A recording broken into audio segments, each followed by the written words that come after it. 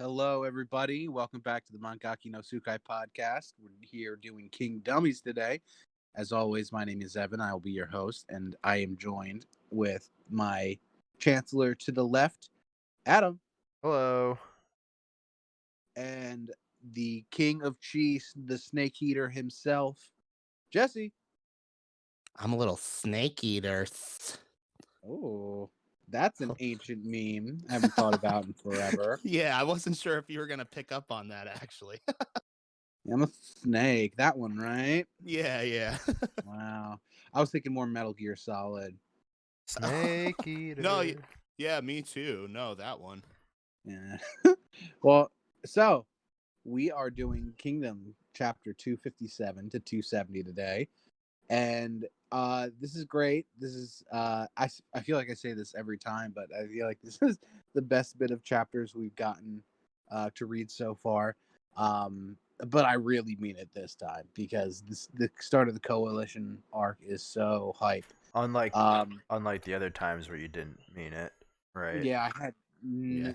there You were was just- no truth in what I said there. You were just trying to get views in all those other videos. Right. Yeah, basically. Best arc Pandering. yet. So Jesse, what did you think about this chunk of chapters? Did you expect this to happen? No, not at all. Like you said, incredibly hype. Almost every single chapter had something else to just bring it to the next level. There were moments where my eyes were wide and I was literally nodding up and down saying, "Yes, what? Yes." Nice. That's the reaction awesome. I want to fucking hear, man. For real. It really was like just fucking hype, like bringing in all the big hitters we've seen. Yeah, I'm fucking ready to get into this, man. It left off on a cliffhanger, with it seeming like the battle's about to start on our next episode, so this is going to be good. Now, Adam, when was the last time you read this? Oh, probably at least a few years ago. Does it live up to the memory of the hype? Yeah, I definitely did not continue to read after we got to chapter 270. So Yeah, me neither. Damn, I wish we could just, I'm gonna read through the rest of this arc, and I want to do like a really long episode, just because there's so much that happens, and it's so good, and I want Jesse to read it so we can talk about it, and not worry about spoilers or anything. So all right. Let's get started with the chapter read through. So like I said, we started at chapter 257. This is entitled Small Kingdom. It starts out it starts out, Ten's kind of getting used to her role in the Hishin unit. This whole bit in the beginning here reminded me of like a slice of life anime or something like that. She's like, I'm getting used to the school, 3 months have already passed since I first joined the Hishin unit. She's talking about it like she's entering like her sophomore year of high school rather than like fucking a marauding band of professional killers, But yeah, so in this chapter, the Hishin unit gets new orders from HQ. They've been having the standoff with the Chu for a while now. But their new orders pull them away from the front with the Chu. And coincidentally, the Chu pull away at the same time. On their way back, they kind of realize that they have no idea where they are. The area they're entering is outside of all the maps that they have. And on their way there, like through this unknown territory, they find this small little boy coming out of the woods, like all shot up with arrows and stuff. I think this boy deserved the dunce cap. We should have put it on this kid. The way it's like drawn and like paced out, it's kind of almost makes it look like Bihei or the Hishin unit did this to this kid.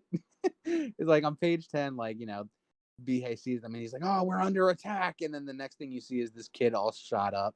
It's like I get what you're saying. The worst thing Bihei's ever done. You think this is the worst thing Bihei's ever done? I mean, if he did shoot that kid, potentially. But yeah, the kid's all messed up, but they help him out. They, kind of patch up his wounds as best as they can. And he tells the Hishin unit that he's like this because his city, the city of Joe, was attacked by a Han army.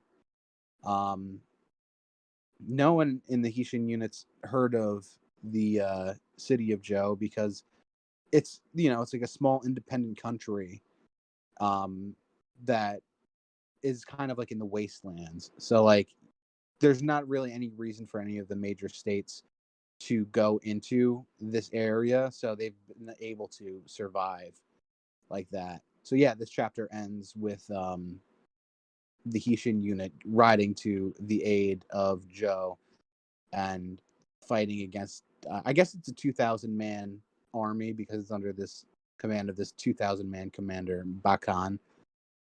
E8, Joe's livelihood. So this is the city that we were just talking about.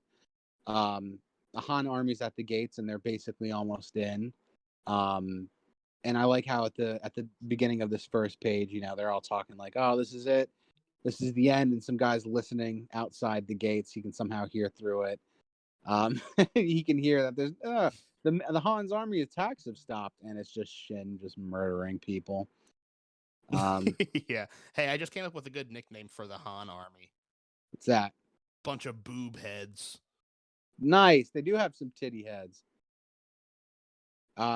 That's like the titty lights, Yeah. I think there's probably one in my house somewhere. So yeah, we get some really cool shots of Shin. His horse looks really angry on page 2 here. He looks really pissed. His duel with the enemy commander Bakan, basically it's only a few panels. And it just, the only reason he's here is just to show how Shin has gotten better with his horsemanship. And he slices this guy's head off pretty quickly.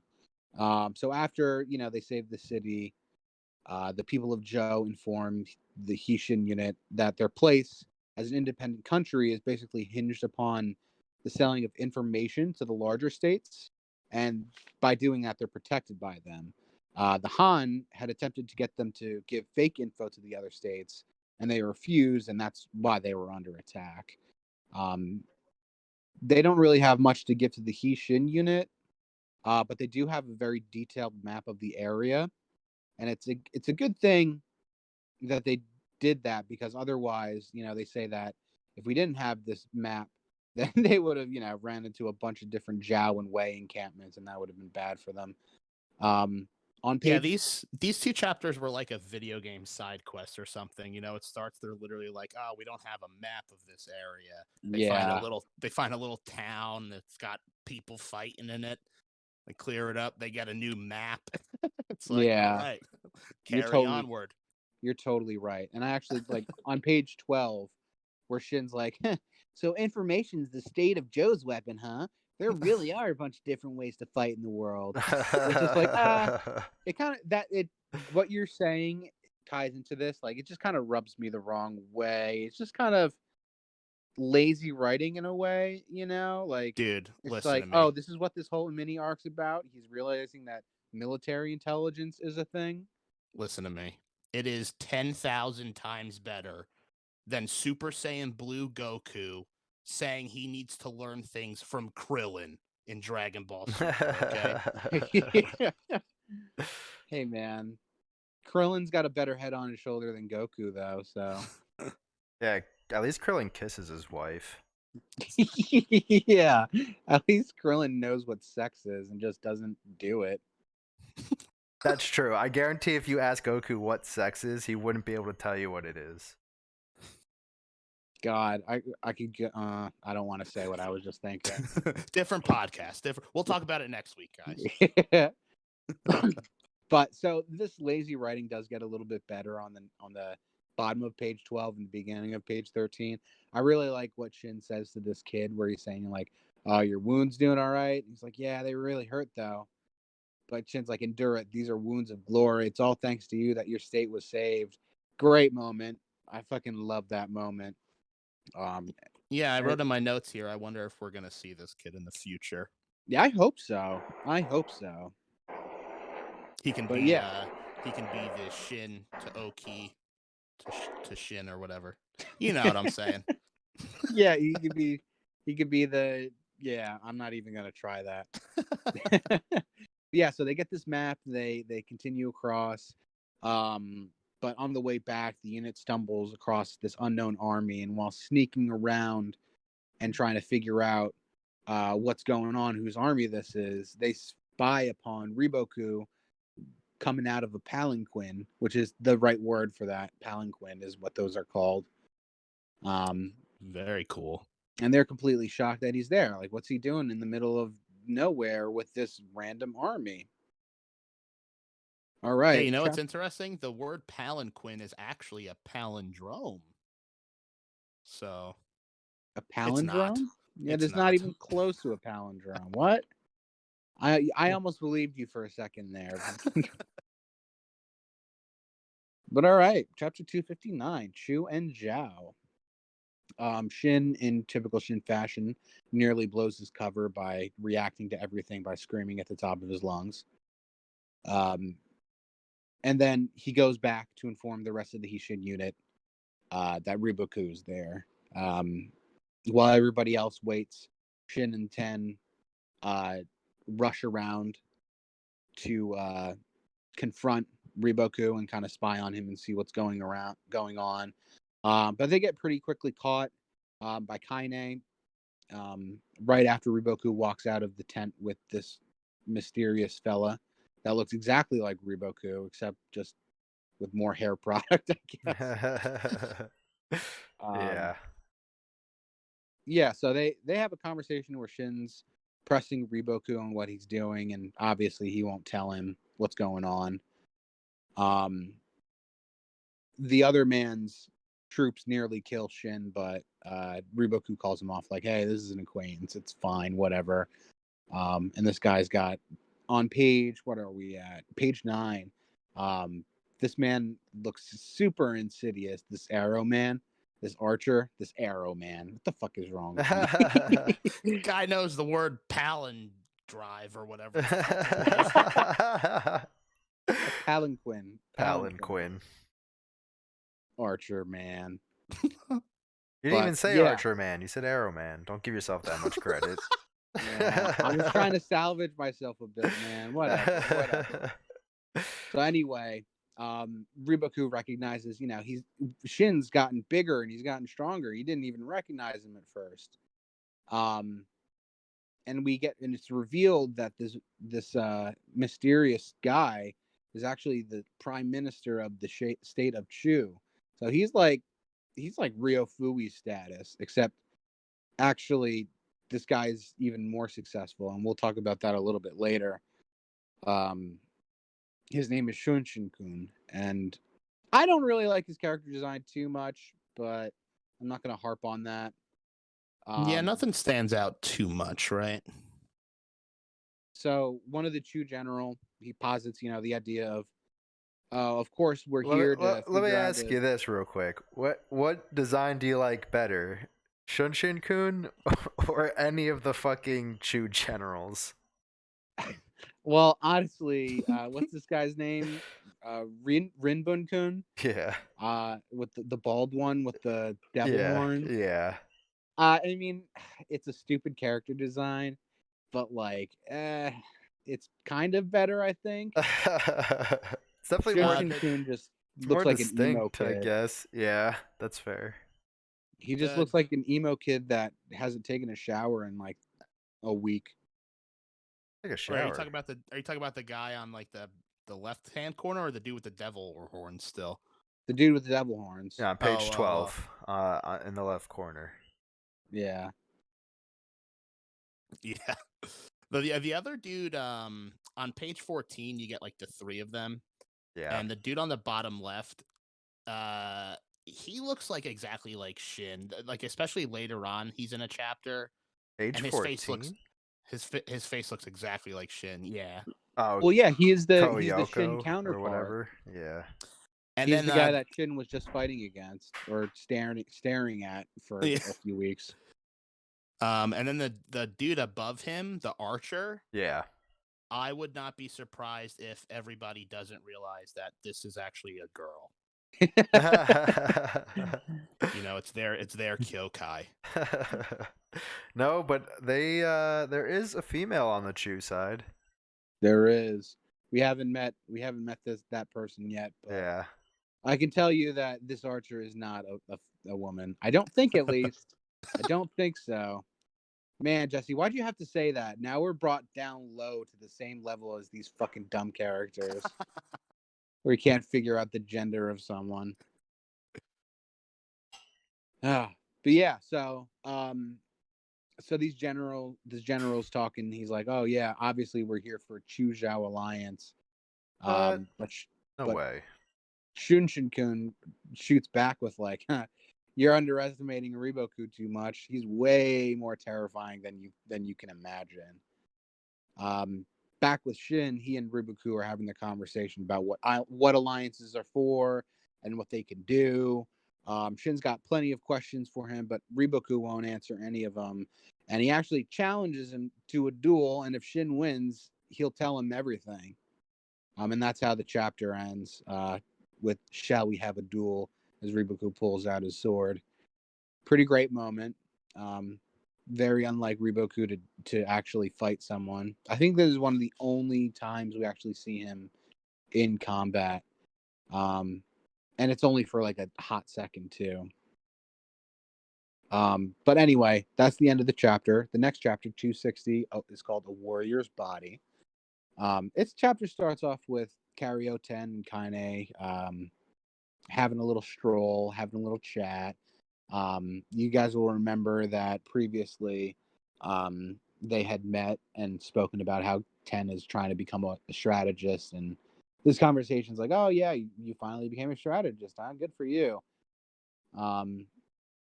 But they walk back, and Riboku and Shin have their swords drawn at each other. And kind of freaks out a little bit, but they both ignore her completely. That's fucked I up. really like. He's like, looks like we've got someone butting in. What of it? Just damn. But Cold. so they have their strike, and Shin and Riboku cross swords, but Shin gets completely blown away. This whole thing was really just for Shin to gauge how strong Riboku really is. Since he knew that he was a formidable warrior from like the moment he first saw Riboku. And he actually even says that like he wouldn't kill Riboku in a fashion like this, like some underhanded fashion. Like he wants to take care of Riboku properly on the battlefield, you know. Pretty bad Goku move from Shin, but we can move on from that. At the end of the day, you know, they get captured because they're surrounded by enemies. But they give them back to the Hishin unit. But before they do, Karyoten confronts them and tells them, you know, they're clearly hashing out a Zhao Chu alliance. And Riboku ominously states, you know, that Ten's correct to think the worst as a strategist. Like, that's the right thing to do. And that they have yet to truly realize the terror of war. So Shin isn't convinced, though, that it is something as simple as a Chu Zhao alliance. He was saying something, you know, there was something different about Riboku today. And he actually even mentioned or thinks about, you know, like, oh, if I die here, then my plane will go up in smoke too. So the chapter ends with basically Shin being correct and Riboku meeting with the King of Wei. His name is K-Bin. I don't think we've seen the King of Wei before. I don't think so. I also want to shout out to Kaine telling Ten that, you know, if she ever needs a new home to come find her. Yeah, which is nice, you know. In the case of like Armageddon and everyone around her dying, you know, she has You think options that's what available to her. you think that's what she meant? Armageddon. that? You think I that's guess what she meant? Armageddon. You know what I fucking mean. No, I really don't, Evan. What the fuck are you talking about? Ugh. So anyway, chapter 261, called Signs of a Storm. The Hisshin unit finally gets to where they're supposed to be posted at Token City. I'm living at Token City too. You know what I mean, boys? Let's go. Wow.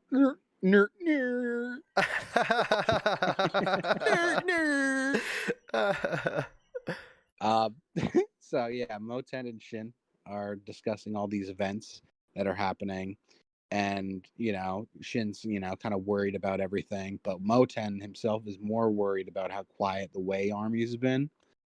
He seems it's a little bit more ominous that they haven't really been doing anything, but they're also there to share a cup of liquor to celebrate some good news that Ko, everybody's favorite concubine, is pregnant with Sei's kid. Jesus Christ. Woo! Hell yeah. Very nice. Wasn't expecting that, really. Yeah, it kind of came out of left field, but it makes sense that he's been getting it in. I mean, he has a dedicated city to women that he gets to fuck, so I guess it makes sense. But he hasn't been faithful. Yeah, I was gonna say, a few fucking pages later, turns out she's the second girl, but that's okay, because Ko is Sei's best girl. That's true. I want to point out on page 7 how similar Ko and Yo look. I mean, I know that they do that intentionally, but they look exactly the fucking same, Yeah. But yeah, so celebrations are cut short with the word that an enemy army has arrived, for the Hisshin unit at least. But it turns out that it's not an enemy army, but it's the remnants of the Oki army, with Rokuomi at its head and Army Commander Kano there. We haven't seen these guys in a long ass time. Yes. Rokuomi's the boy. He's so cool. Coolest name in the book, man. So the reason they didn't realize that they were there was because they're actually part of an entire different army group, and they're just there investigating, Zhao Chu and Wei. And Lord Oki apparently had his own intelligence networks that operated separately from the Qin's high command. So they've been using To and Rokuomi and Kano have been using this to kind of figure out what's going on. They've also, they want to hear they've heard about Shin's confrontation with Riboku, and they want to hear everything about it because Commander To believes that there's something massive is just on the horizon. Smash cut to Commander To, who's at the southern border and just blank-faced watching a giant Chu army just overwhelm all their defenses. Yeah, good to see To back. Yeah, good old To, one of my favorite characters. So yeah, that's the end of this chapter. At the end of this, actually, we get a little omake about when Sei and Ko had sex, and it's really awkward, really, really, really awkward to read. So let's just skip over that. Yeah. One thing I have in my notes that I wanted to mention is, you don't have to show these pages, but on page 10, Shin is talking about the pregnancy and everything and how it's Ko, and he's like, oh, there's no way it would be a plain looking girl like that. And then on page 11 we see Ko sneezing. Yeah. And that's like a Japanese superstition of when you sneeze, someone's talking about you, kind of are my ears ringing, right? That's the same kind of saying, right? Yeah. So I just wanted to mention that. That happens in Dragon Ball a lot. This guy good can't shout stop talking about Dragon Ball. Yeah, here. Dragon Ball's a really cool series. I'm staring at a big poster on my wall here. He can't help himself. I'm gonna folks. tweet out a picture of my setup right now. Actually, Jesse was the kid in high school who wore the button-down T-shirts with blue flames and like Super Saiyan 3 Goku on it.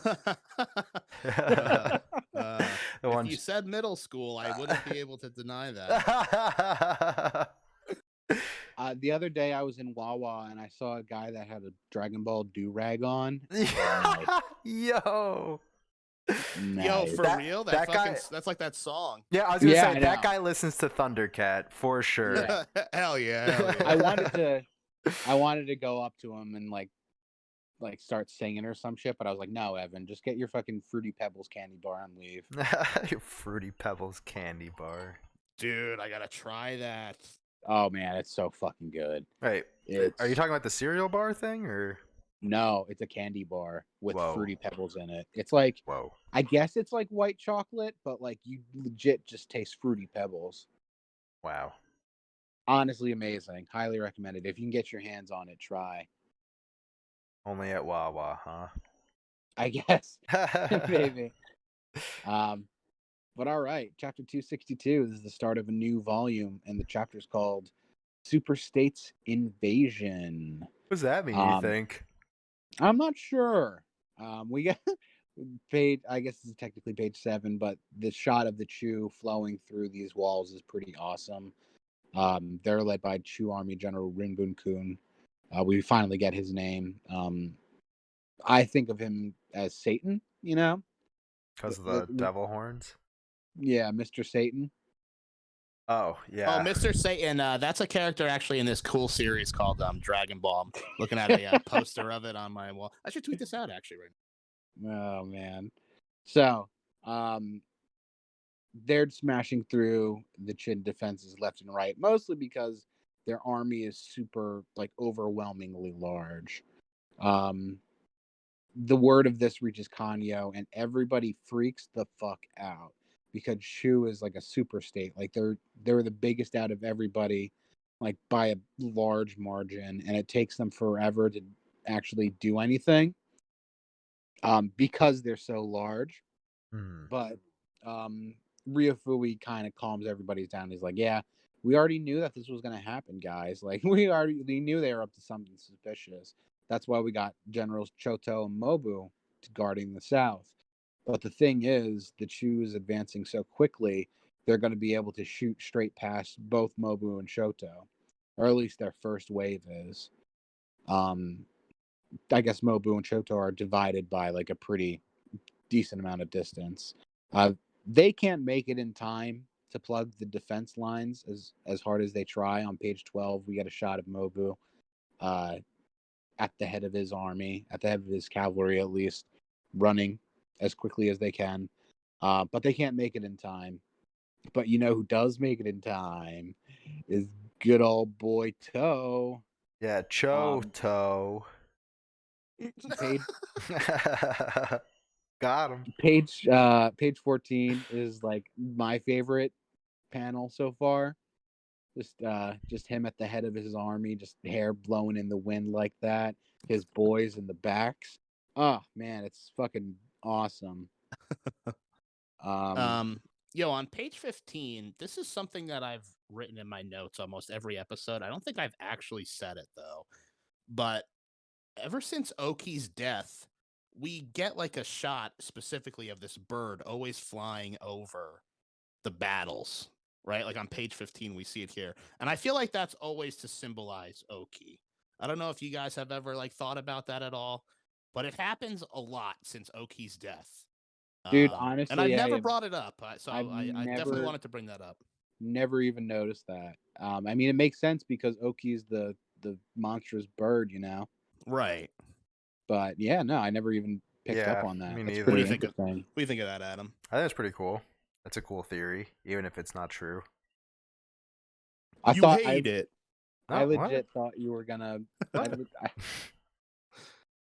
I legit thought you were gonna be like, oh yeah, there's something in my notes that I haven't brought up yet. There's this super cool series called Dragon Ball. Come on, I gotta save that for later on.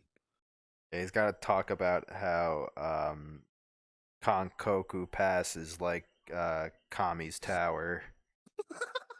Jesus God. Christ. So, all right. As badass as Toe is, and as badass as his men are, it's still gonna only be 5,000 up against 50,000. So, and the Chew also have some pretty awesome people on their side. Hence, like the last 2 pages of this chapter, he's like this guy confronts General Rinbun-kun, who I also just realized has party in the back going on with his hair too. It's not just the devil horns; he's got like a fucking half mullet. That is the worst part about his hair, by the way. That That is. fucking cape coming off of his ears. Yeah, Horrible. absolutely the worst. But yeah, this guy shows up to him. He's like, "I'm Doken, 5th Army commander of the Toe Army," and he just gets murdered in cold blood. Doesn't even fucking say his name. He just smashes this man's head with his Rimbo or whatever the fuck that's called. So yeah, they're locked in battle. And the closest ones to them is the Hishin unit, who's set out for the Chu battlefield. But they halt because on their way, they noticed a gigantic Wei army also coming into the lands. And I guess they're the first ones to see them and confront them. 100,000 of them. Fucking a crazy amount of humongous army. That's the end of that chapter. Chapter 263 is the next one. It's titled Unimaginable. This might be the best chapter we've read so far in the story. This shit is fucking nuts. Before we get too into it, page 2 is really well done. Just this close-up shot of Riboku. Agreed. It just looks awesome, man. God. Mm-hmm. Yeah, no, it's honestly amazing. What is that that style of art where you draw something just with points? Pixel do you guys art. know what I'm talking about? No. Do you know what I'm talking about? I do. Yeah. I don't know what it's called. It honestly almost looks a little bit like that, with the shading on his face. Mm-hmm. Yeah, it's great. You can see just the cold, dark stare coming right at you from the page.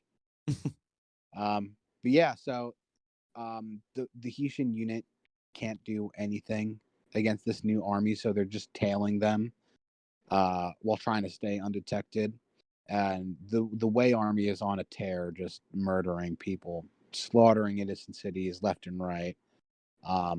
Once they leave this one particular city, after they've killed everybody in it, Shin makes a promise to them to the fallen, that they'll avenge them and fight to prevent further atrocities.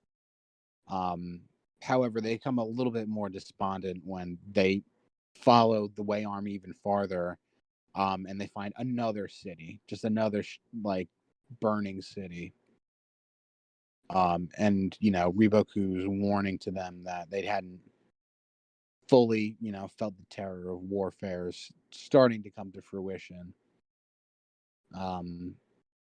Back at Kanyo, the court hears about the Wei invasion, and they come to the realization that all of this stems from Riboku, because they hadn't heard about what's going on.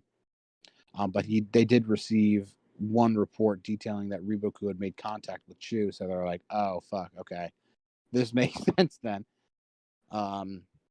As soon as they make that connection, they receive word that a third army, this time from the Zhao, have entered Qin territory.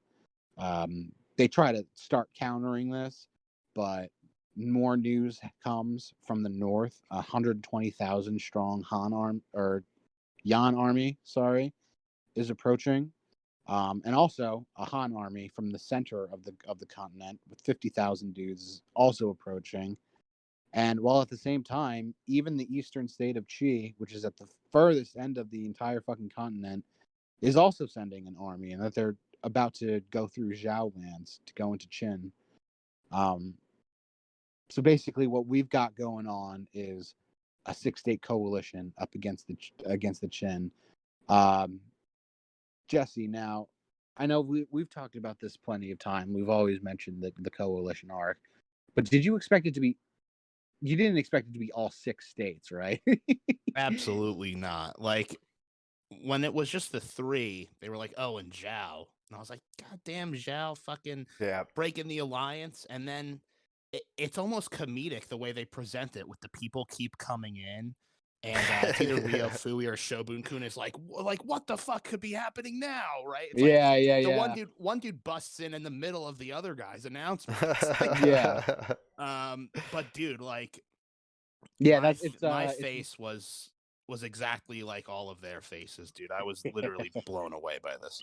Yeah, it was Rio Fui. He was like, "Oh, for God's sake, what is it this time?" Yeah, I'm glad you were shocked and awed by this chapter, because it's only going to get better too. I've read it like 3 times and I'm still shocked and awed by this chapter. Chapter 264. It's entitled "Encroaching Coalition Army." What could that be about? The entirety of Chin is basically ablaze. Bayo is fallen to the Zhao army under Riboku, and the Hishin unit's basically kind of surrounded. We get some awesome shots of all the armies converging. I specifically like on page 4 the Chu and Wei army shots with those Wei chariots. We know all about those Wei chariots. Yeah, we've experienced that before. And the horses don't look that bad this time around. Maybe the author got like a lot of practice on horses by doing this arc, because they don't look as meaty as they used to. I mean, they're still pretty fat. They still look like my overweight cat a little bit, but Like, still. Boo! Oh, poor Boo. Oh, booby. So yeah, like I said, Chin's fucked. They're completely destroyed, basically. We get a bit of backstory on what coalitions are. And it's very, very rare that it happens in China. The only one that Shobun Kun himself is actually aware of is one that happened 40 years prior, against the state of Qi, who were at that time a superpower. And they were left so destroyed that all of their cities except 2 were taken out. On page 10, it actually shows that. I thought this was a really good page to kind of show like what the stakes are for Chin. Yeah, you can see, like, if like I could show real quick, you could see like all of this is where Chi was, and then they were left with just this sliver in the middle, I think, right? Yeah, and I guess, they reconquested a little bit because Chi exists as a nation state now. But still, it must have taken them at least 40 years to get back to a state of where they're independent, So essentially, they're in a complete life or death struggle. The stakes are either survive this or get wiped off the map as a nation state. There's also a callback to the great General Gakuki, who is the guy that Geki Shin stole the strats from, right? Yeah, absolutely. Great General Gakuki from the state of Yan. He led that coalition against Chi. Right, yeah, he was the supreme commander. And Chin even was actually involved in this coalition arc. Yeah, they were involved in the previous coalition as well, but now they find themselves at the opposite end of it. Even Riboku is like, he should be happy about this all coming together, but he's kind of like, dour about the whole thing. He's considering how many lives will be snuffed out from this action. Yeah, so Riboku drives his advance as quick as possible. The plan is to drive all 6 armies to move as quickly as they can, just so that the court at Kanyo will be paralyzed, because if they're quickly advancing, they won't have time to react to anything. They'll be in a state of paralysis. And this shows to be absolutely the case, because back at Kanyo, it's basically Shobun-kun and Shohei-kun who are the only ones that are trying to actually figure out a counter to their situation. Everybody else is just sitting there shaking in their boots. That is until Sei comes down from his throne, tells them to get on their feet, and they've got the lives of tens of millions of peoples in their hands, and they're the only ones that can do it. He gives such a rousing speech that even the Ryofui faction, they get their hearts filled with hope. And pretty great moment for Sei here. Yeah, this was awesome. I like it, especially when he's like, "Are your eye holes empty? Yeah. Are the heads on your shoulders ornaments?" That was great. He's like, "Get up on your feet," And I gotta say too, on page 16, bottom right, Sei's looking a little pregnant himself, guys. I don't know. Yeah, he's got that like late 90s, early 2000s Captain America look going on. He's got a little bit of belly, but I don't think that's actually him. I just think that's the way the clothes are draping right now. Because look above him, he doesn't look that fat. You know what? I didn't want to say this, but Jesse, spoiler alert. Sei is actually a seahorse, and co-impregnated him. It's true. So yeah, he gives this rousing speech, and even the members of the Ryofui faction are like hyped up as they can. Ryofui and Shohei-kun have a sidebar where they're talking about what to do next, and the only thing that they can do is to target the state of Chi, who hasn't even shown up yet. All right, that's how that ended. The next one is 265, Diplomacy's Job. Luckily for Chin and everybody involved, old man Saitaku happened to be in the east of China and can quickly get to the court of Chi.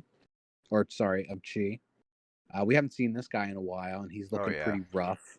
He's looking pretty rough. Yeah, look at him. He's got like these liver spots. He's looking like he's honestly looking like Prince Philip. He does look like a fucking mummy, just like Prince Philip. Like a living mummy. The third Mummy movie was actually based off of this guy. Which one? The Scorpion King with the Rock? Oh no, the Mummy 3, the one in China.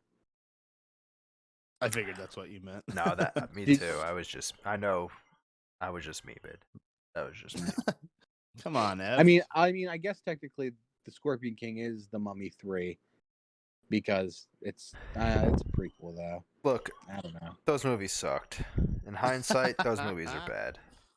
I watched them not too long ago. They're not that bad. The Scorpion King, though, that movie's bad. That's a bad movie. No, that's a bad movie. I'm talking about Mummy 1 and 2. The first one's definitely better than the second one, but as far as early 2000s, late 90s campy action movies go, not bad. But okay, yeah. So, Saitaku goes to the court of the Chi King. Basically, because in order to survive, they've got to make sure that Chi breaks off from the coalition. When he gets there, the man is eating a poisonous snake in front of everybody. On page 5, we get to see him. I don't think this is the first time we've seen him. I think we've seen this guy eating snakes before, right? Maybe in like one of the earlier chapters with like a small panel they gave him. Yeah, just like a quick shot. Mm-hmm. This guy is interesting. Yeah. I think he's a really cool looking character. Yeah, King Oken. I wonder if he's he's part of the O family. Maybe. Maybe not though. Who knows? So yeah, you think everybody with the last name Smith's related to each other, Evan? I don't know. This fucking guy. Okay. All right. I'm sorry for mixing up my fucking royal family of O names. Jesus Christ. Yeah, every Johnson and Johnson are related to each other. Everybody with the last name Jones is the cousin of another Jones. God, Evan, what else do you think? Please. Let the audience know. Hey, man, you're just exposing yourself. So, All right, so let's fucking keep going with this shit. Coward. So he tells Saitaku, the king tells Saitaku, like, hey, you guys are pretty fucked. What are you even doing here? And, you know, Saitaku retorts with a, how much did Riboku have to pay to buy your loyalty? The king takes that rather disrespectful comment in stride, even though all his ministers are freaking out about it. And tells him, you know, basically what the idea is. The wealth of Qin is going to be split according to how many soldiers each state would supply to the coalition. Saitaku offers to double this amount of money, which is probably going to, that's a fucking a lot of treasure. That's a lot of money. But it turns out to actually even be unnecessary, because the King of Chi is actually a pretty cool fucking guy, and said that he didn't even have to double it, even though they will double it, you know, since it was already offered. He and Saitaku actually go back a long way. Yeah, they used to be limbo partners. It's true. Yeah, they used to have the same Zumba instructor. But yeah, so this is really good news for Qin, because not only does this take out a full sixth of the enemy armies that are going to be attacking them, but it actually causes the illusion that, you know, there's a threat to the back of the coalition. And that was, I guess, the primary goal. So like they're always going to be thinking like, hey, is there going to be another army following up and, you know, rolling up our lines from behind us while we're focused on the Qin? So yeah, now all they have to do is figure out how to beat 5 other nations at one time. Word arrives to the Kanyo court that the Wei army is engaged. Cutbacks to Shin, who's close back to the battlefield. He's close to the Wei battlefield because he's been trailing them, you know. And he realizes that they're engaged with someone, and that someone turns out to be none other than Duke motherfucking Hyo. Let's fucking get it. Let's fucking go. I like to imagine Duke Hyo just yells his own name while he kills people. Yo. On page 18 of this chapter, with the Duke slicing people up, I want to point to the bottom left of Duke Hyo with this guy's face screaming. Do you guys see this? Yeah.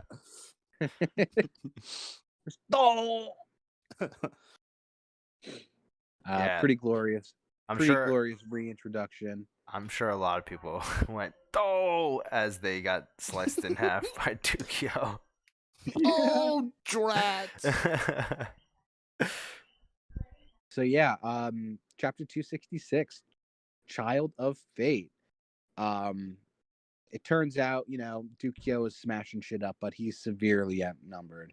I mean, but he's tearing shit up though. Don't get it wrong. Don't get this shit twisted. Yeah, don't get it twisted. I mean, you could see on like the first page. Look at how like he's just like cutting right through that army. Yeah, he's just penetrating with ridiculous power. And I guess Sosui hadn't seen Duke Hyo. Oh, hey Boo, you guys hear that? I did hear that one. Normally when you ask, I don't ever hear it. That time I heard it. She's just being super loud. I had her outside of the room and she was crying, and I guess Dervishay let her in. But feed me. Yep. I'm starving. Yeah, not even. She just wants to like stare at me from across the room, or like lay on my belly or some shit. No, that was an impression of Dervishay. Hey, man. She listens to this podcast. No, she doesn't actually. But yeah, all right. Fucking let's get back to Duke Hyo. Tearing shit up, but he is super outnumbered. On the Wei side, the commander of the army is actually this guy named Gohome. The son of Gokei, who Duke Hyo had killed in the first campaign arc. I don't know if you remembered that, Jesse. Right. The dude with the crazy face paint. Yeah. For no reason. No reason. But yeah, so Gohome has like some sophisticated strategies to deal with Dukyo. But before he can implement any of them, the Hishin unit rides down to shore up the Duke's flanks. And using his previous experience fighting against the Wei, he directs his guys to take out the wheels of the chariots. Which is kind of it's kind of obvious, but like the only reason he knows why to do this is because he had already fought the Wei chariots before. Gohome isn't too messed up and perturbed about this, as he has a new strategy he wants to try out. And he goes to use this strategy, but the Duke smells that shit from like a mile away. And immediately he pulls his forces out. And I say smells that because on page 10, it kind of looks like he's sniffing, you know? That's how I read it. Yeah, so he smells some shit in the air. He immediately pulls his forces out. And the Dukyo even thinks like, wow, I didn't even think Wei had any good generals anymore, but this guy actually might know what he's doing. So at night, the Duke meets up with Shin for the first time in, I think, ever, right? I don't think they've ever actually spoken to each other. So he basically tells Shin that like this is the biggest war that he's ever seen in all his years on the battlefield, and that they've got to be really careful in order to make sure that they don't all die. He also folds the Hishin unit into his army for the time being so that they can fuck shit up together. And that's pretty fucking hype. If there's anybody that Shin needs to be fighting with, it's Dukyo. Even over Oki, honestly. Oki was great, don't get me wrong, and he did a lot for Shin. But like, I feel like Dukyo is a much closer to what Shin is like, as a commander. Right. Like the instinctual type. Because like Oki was like the complete package of a great general. But like he was still smart enough that like he would use tactics, and not that like Dukyo doesn't implement like stuff like that, but like very basic stuff like wedges and shit like that. Yeah. And like he again like was able to like, I can tell something's fishy. I don't know what it is because I don't know what tactics are, but like something's fishy. I'm not going over there, Yeah, I think even Oki acknowledged that Dukyo could have been one of the Chin 6 great generals, but just didn't because he was always off doing his own thing, But yeah, it's just like you said, he doesn't really use strategy. He just kind of senses the battlefield, which is exactly who Shin is. So I'm glad to finally see them, being in the same army again. Yeah. Also, Dukyo is fucking the James Bond villain Jaws. Didn't that guy like murder a woman? Do you want to know? You really want to know? Really like want to know? Real life. I mean, the actor. Richard Kiel is the actor. No. You know what I'm thinking of? I'm thinking of the guy in Austin Powers that throws the shoe. You guys know what I'm talking about? Yeah. That guy in real life like murdered a woman and went to jail for it. Yeah, fun little fact for you. Oh, we're reading a manga about murdering people. Oh my god. It's fine. Yeah, his name is Joe-sun. Yeah, I think he was like a Korean wrestler or something. Mixed martial artist, kickboxer, professional wrestler, singer, actor. He's serving life in prison in California for torture. Damn. Torture. Jesus fuck. I hope people just throw shoes at him all the time in jail. Oh my god. Yeah, he also played Odd Job.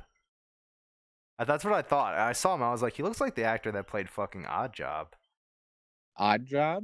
Yeah, the fucking James Bond villain who threw the hat. Oh, I wonder if that's why they make him throw the shoe. That's definitely why they make him throw the shoe. That's exactly it. Right, yeah, that's exactly it. Yeah, Odd Job's the guy with the fucking, like, bowler hat or whatever the boiler hat, whatever that fucking hat is called, and it's got, like, blades. It's called a what? I think it's I think it's called the bowler. Yeah, I think you're right. And he'd fucking throw it and had blades on it, and he'd fucking kill people with it. Who throws a shoe? Now, honestly. But all right, so let's get to the next chapter. Do you think?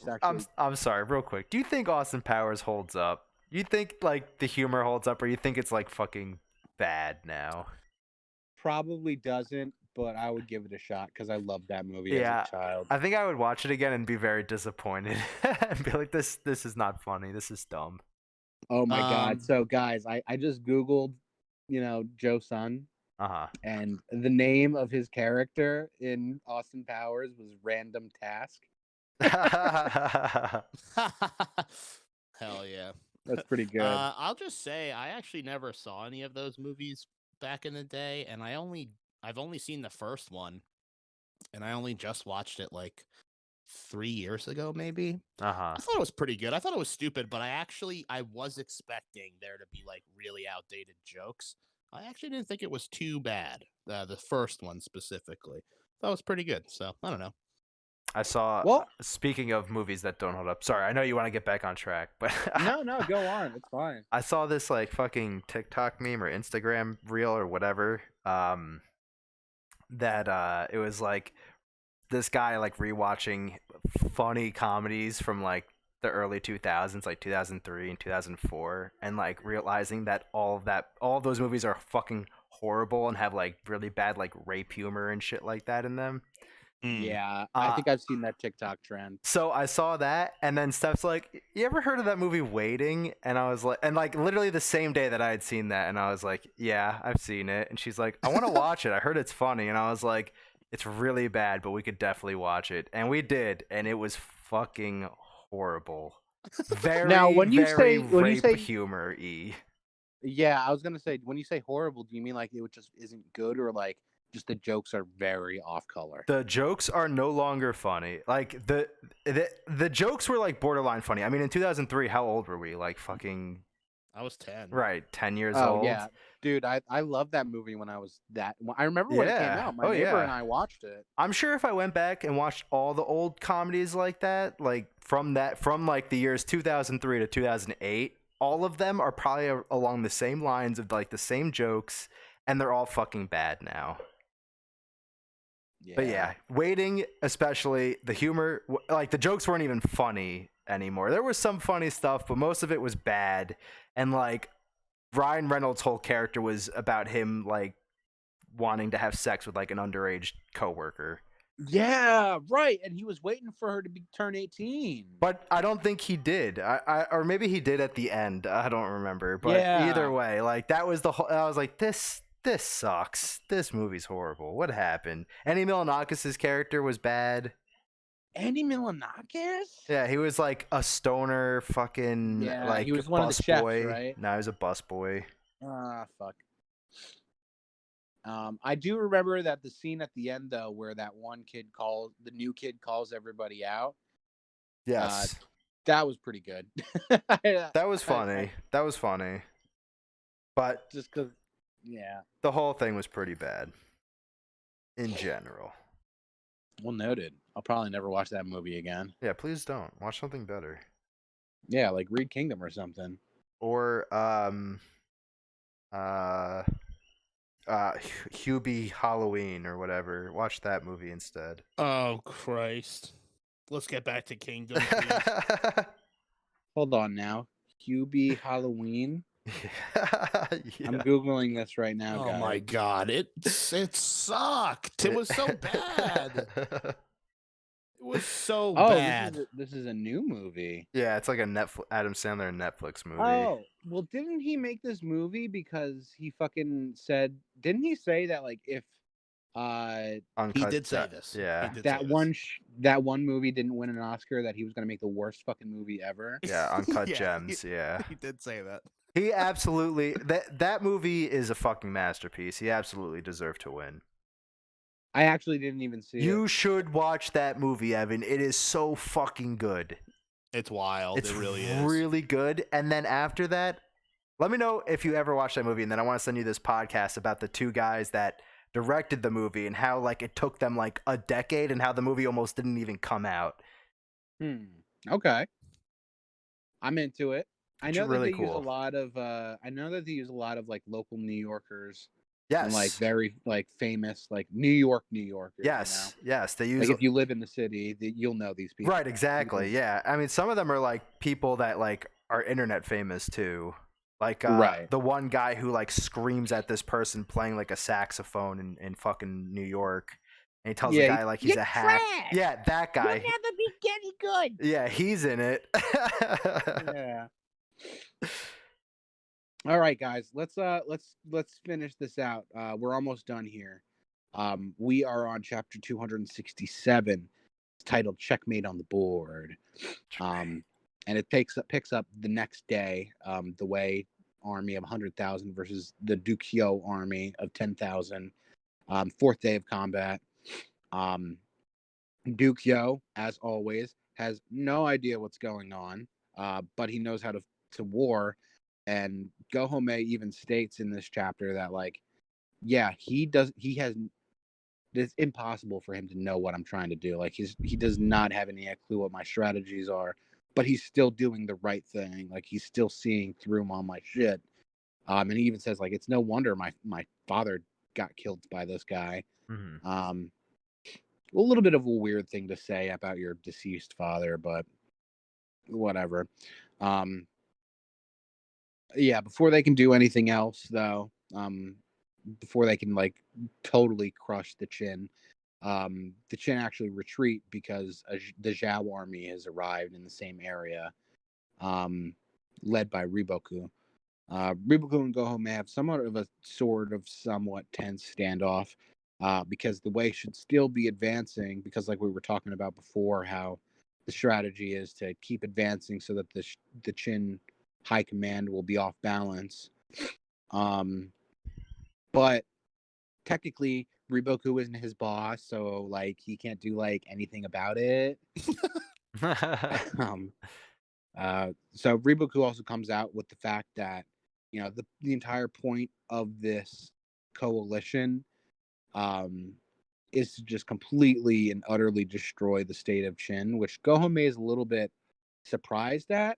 I don't know why he's surprised at this. The fuck did you think we were doing, man? They've assembled like over 500,000 guys to take out this country, and they're like, "Whoa, really? You're completely serious? Wow, fuck you." Gohome always pisses me off. He's interesting character, but he's pretty cool. Or shitty rather. What? You guys know what I'm fucking saying. Fuck this guy. He's talented, but he sucks. Anyway, back at Kanyo. But when I say that about Riboku, it's a problem. No.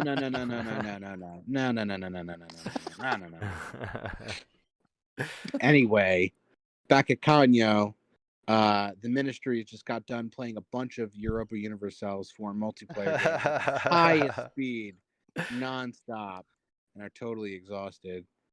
Shout out to anybody who's listening that actually knows what that reference is. But yeah, I love how they're like fucking all like out of breath. Shobokun is bleeding. He's bleeding. He's bleeding out of his nose. He is bleeding out of his nose. Oh my god! Got the spurt. So yeah, they've been working nonstop at these war games, trying to figure out a plan, and they figure out a way to work that 1 out of 5 chances they win. Which Ryofui is like, hey, those are pretty acceptable odds for a gamble. Good job. Which is better than just fucking sit around. But yeah. Chapter 268, assembling the party. Assembling. We get a little bit of perspective from the Qin citizens that are fleeing. Another slice of life moment. Mm-hmm. But yeah, they're this one guy stating like, the Qin have been doing nothing but invading everybody around them, that it made the citizenry forget that, China hasn't changed. It's always dog eat dog world. and there was never any guarantee that Chin wouldn't be invaded. You know, and it's like, oh, good point, guy. You have more mental clarity than like half the characters in the cast, including every single person in the royal court, because they weren't able to call this shit. So yeah, back at Kanyo, all the generals have arrived, including some that have had to be pulling away from their own troops that are currently fighting. So they all kind of want to get this shit wrapped up pretty quickly. Specifically Mobuto and Dukyo. Page 8, real quick, just to shout out that glorious panel. Oh, yeah. Absolutely baller. So fucking cool. Dude, Osen's fucking chest plate. So fucking cool. Honestly, right? Like, it's so demonic. I love it. I know. It's like straight out of fucking, like, it could be like a Berserk thing or a Dark Souls thing. Like, it's fucking awesome. Man, I want to cosplay as Osen. Yeah, page 8 is fucking incredible. These boys are ready for the Cell games. Every single one of them is a fucking S tier. They would slap down Cell. Except those two guys on the bottom right and bottom left of the panels. Yeah. And Toe's also got a little bit of a smile on his face. Just a little bit, but it's there. I know he's happy. He's happy. Also including S tier characters are Mobu's nipple saucers. Gotta protect the nips. But yeah, so what's it called? They start to go over the plan. You know, we will hereby begin explaining our plan, but that's left for another time because it switches back to the actual coalition, and all the generals are finally meeting up. First one is Gohome, then the second one to arrive is Ordo from Yan. Ordo's a pretty cool character. He's fucking really badass looking. Yeah, he's really fucking cool. And after that, Han's commander-in-chief, a guy named Tsukai, and the Chu army commander-in-chief, a guy named Kanmei, who's basically just like he's like the Pokemon evolution of Rimbo. Yeah, literally. And I like this part too on page 16 where Ordo's like, wow, it's been a while since I saw a man bigger than me. And he literally crushes a chair. The last two to arrive are Riboku and Shunshin-kun. Obviously Zhao, and then the Chu, what's it called? Fucking prime minister. But yeah, next chapter, chapter 269, Four Lords of the Warring States. So basically, with such a group, you know, the gist of this is, with such a group of formidable commanders and people, it would be nearly impossible for any one of them to take command of the whole show. With this in mind, Riboku nominates Shunshin-kun to commander-in-chief, and the generals all agree, because apparently Shunshin-kun has done a lot for Chu. He has like 3,000 vassals, and that's just not like, I think it means like, it's not just vassals, right? Like, it's not just 3,000 individuals, it's 3,000 families. Right. You know? Yeah, Shunshin-kun's big dick swinging for sure. He's basically Ryofui on steroids. Right, exactly. And if Ryofui was not a merchant and was actually a nobleman, you know. Right. So the Yan General Ordo, he kind of makes the point that the only reason that they're all there is because Riboku. This was Riboku's idea. Riboku is fresh off of killing Oki and Gekushin, and is probably the most famous man in China at this time. And he basically he's making the point that no one else would be able to call this coalition into being besides him. Mm-hmm. So yeah, now that they talked about that, they nominated Shunshin-kun.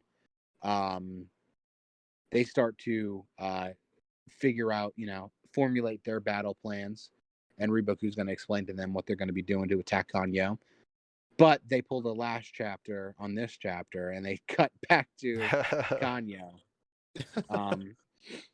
So we're back to the Chin generals, and basically what the plan is they can't fight 6 armies on 6 different fronts. So that the only thing they can do is to fall back to the most defensible position in the country, which is this place called Kangoku Pass, which is apparently the only way into Kanyo. So here's something I don't fucking understand. Shin is like shocked and in awe at Kangoku Pass.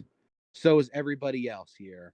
But apparently, it's the only way into Kanyo. Right? I didn't even think of that. That's what they said. How is this? He must have seen this thing like fucking 15 times at least. He's been to the capital multiple times. Yeah, I gotta look at the map that they eventually show and see where the fuck Shin was, because maybe his village was like inside this thing, and like he never actually witnessed this wall, because like he would just like his village would go straight to the capital, because like he's not from like a big town, right? He's like from like a dinky little village. No, but even still, even after that, he's gone on campaigns and come back. Yeah, that's true. He's been out to Zhao. This is the only way into the capital, they said? That's what they said, yeah. Because Kanyo is surrounded by mountains on all sides, and the only possible way is through Kangoku Pass. So, I don't know. A little bit stupid, but maybe we'll figure this out. Anybody in the comment section that can clarify this for us? Because I'm very, very confused. Yeah, I don't think that makes sense either. Because, like, isn't Zhao at, like, the fucking northeast of them? Like, they don't need to go, like, and then, like, Kanyo, like, I assume Kanyo, this Kangoku Pass is either south or east of them. It's not going to be north of them, right? So I don't think so. Yeah, well, I'm pretty sure it's to the south. Like if they're going to go south, they go through this and then head north to go to Zhao. I don't know. That doesn't make any sense. Well, the reason why they have to get through there is because it's very difficult to travel, I guess, armies of hundreds of thousands through mountains like that, which is a little bit dumb because you totally can. But it's the easiest way through, but it's obviously protected by this massive wall. This massive slab. So yeah, that's how that chapter ends, is everybody looking up shocked at this massive Kangoku Pass. One guy goes, "Hell yeah, hooray for Kangoku Pass." Does he really? Yeah, on the last page. Oh yeah. Fucking stupid. But all right, guys. Chapter 270, titled Gathering at Kangoku Pass. This is going to be the last one we're doing today. Excuse me. Everybody, all the Chin forces are rendezvousing at the pass. So there's going to be a lot of dudes in this position. Back at Kanyo, Shohei-kun and Mobu are conversing. And he's actually apologizing to Mobu because he's given him the most costly role in the battle, which Mobu seems pretty okay with. And Shohei-kun, was thinking to himself, like, ever since Oki died, Mobu has kind of become like a different person. He's less sharp like a blade, but he's got a fighting spirit swirling within him. And he posits that, Mobu's probably the most terrifying general that Chin has right now. Shohei-kun also says that he's truly shocked that somebody else saw what the Sanyo campaign was all about all those chapters ago.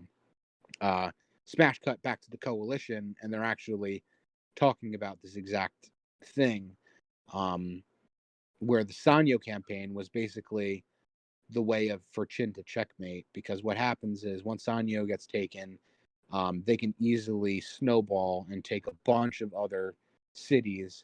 And even though it would be, a few dozen moves in the future, taking Sanyo Pass was basically the first step in the unification of China. And the only people who were able to recognize that were Riboku and Shunshin-kun. They were able to call that, like, they were able to smell that. I guess like Dukyo smelling the shit in the air. So basically, the reason why Riboku called for the coalition more than anything else is to stop this checkmate from happening and get rid of the Chin before they're even a problem. On page 7, Shunshin-kun says, if we have been checkmate, then the best move is to simply smash the board entirely, which makes sense. It makes a lot of sense. So back at Kangoku Pass, our favorite trio of 1,000-man commanders are meeting up for maybe is the last time. Shin actually even congratulates Ohan on getting 2,000-man commander. He takes a lot out of him to do that, but he gets it out. He says that he'll surpass Ohan, but through this conversation, he realizes, that the only thing above a 5,000-man commander is general, and that his destiny may come sooner than he realizes. He's determined to use this invasion situation as a way to get a sick promotion, which is a little, that's putting a positive spin on things. It's entirely possible that Shin is just not going to exist after this. So anything to keep you getting up in the morning, I guess, this chapter ends with General Choto and Kanki at the top of Kangoku Pass. They've been assigned to protect the pass itself. And Kanki's like, oh yeah, we're kind of lucky guarding this gate, huh? And Choto's like, who can say? Until the battle begins, no one can be sure. And the last page shows the layout of what the armies are looking like. Dukyo against the Zhao, Mobu and To against the Chu, the Wei army and the Han army first off going towards Kangoku Pass. The Yan army is far to the left, and the Osen army posted up in some mountains. Riboku and Shunshin-kun have their own detachments at the back as their HQ. One thing I really liked about this page was over in the Zhao army being reminded of Koson Ryu and Rihaku and Mangoku. Yeah. But I don't think we know this Keisha person, do we? We've seen that character a few times. They went and summoned Hoken, and Hoken killed Gekishin. Okay. They are a commander for Riboku's army. They'll be important during this. You'll see. Oh yeah, but no Hoken. Not that we see. Oh, now, boy. Isn't this fucked up though? Oh yeah, I also forgot Mogo is also at Kangoku Pass as well. Basically the way it's going to work is that each general is going to take a third of the wall. I was kind of confused by this too. I thought like Osen would have made more sense to like defend the pass and then put like Kanki in the mountains to the left or the right, Yeah, because Kanki's like a bandit and all that. Right, and Osen like is known for having a really strong defense, Right. Yeah. But hey, it gets explained a little bit further in what their thinking was. Which we won't be able to talk about today, unfortunately, as much as I would have loved to. Yeah. But yeah, look how outnumbered they are, man. They really have barely any chances. Jesse, what are your which battles are you most excited about? Who do you want to see in action the most? I am excited to see Dukyo with Shin over there against Zhao again. I'm like I said, it's nice that they're reminding us of the Zhao generals, or commanders, whatever. But I'm also really excited for the complete opposite side, Osen, because I don't think we've seen him pop off yet. So yeah, we've seen a bit of Osen, and he's up against big man Ordo here. So yeah. Osen's still very, very mysterious. His machinations are an enigma currently. But yeah, guys, that's basically it for today. Did you guys have any closing thoughts about what we had read? All I want to say on the matter is something hasn't happened yet that will happen, and when it happens, it's going to be fucking hype, and I'm excited for Jesse to see it. Yeah, I mean, I think I've said a lot this episode, but the word of the day is hype, y'all. Like, this is just fucking ridiculous. I'm genuinely excited. I'll be honest. Now, I know this is the only series I haven't read, but this is the most hyped I've been for our podcast. Yeah. Right I'll on. say that, yeah. Right on. Including well, I'm glad to hear that. across all 3 series, Dragon Ball and One Piece. Yeah, I'm really excited to see where this goes. Yeah, like any fucking tournament arc when you were a kid and you're like, man, tournament arcs are the coolest shit. Just get to see all these different people fight. Well, this is pretty much that. It is kind of like that because we get, instead of individual fighters, though, we get that plus, and armies. Yeah.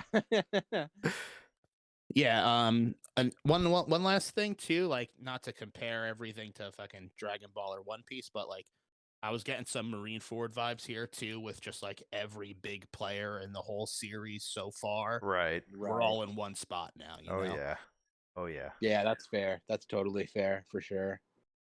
This was probably being published around the same time as that, I believe. I think you might be right, actually. Around like 2010-ish, right? Yep. Yeah, around about then, probably. Yeah. Or maybe a little bit later. Maybe a little bit later. Yeah. Yeah, that's really all I have to say about Kingdom. I'll just say, next time we're going to be going over to Dragon Ball, doing chapters 81 through 96. Very much looking forward to that. Red Ribbon arc is no fucking coalition arc, but we are going to be pretty much wrapping that up, and you guys don't know that, so I'm very excited for you to read that. And I just want to do a little selfless promotion here. I have another podcast called The Office Ball Z, which is exactly what it sounds like, stupid. But I talk about The Office and Dragon Ball. I haven't done it all year. My last episode was in December, so I will be uploading a new episode to the podcast and YouTube on Sunday, May 9th, Goku Day, because Go is 5 and Ku is 9. So, if anyone's interested, including Evan and Adam, please look forward to that. I'm looking forward to it. Yeah, I always listen to the Office Ball Z episode, so.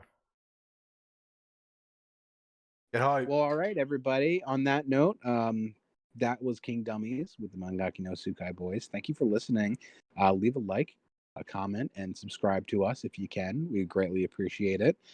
As always, my name is Evan, and I was joined with Adam and Jesse, and we love you guys, and thank you so much for listening. Have a good one. Then check out the Twitter @MangakiPod.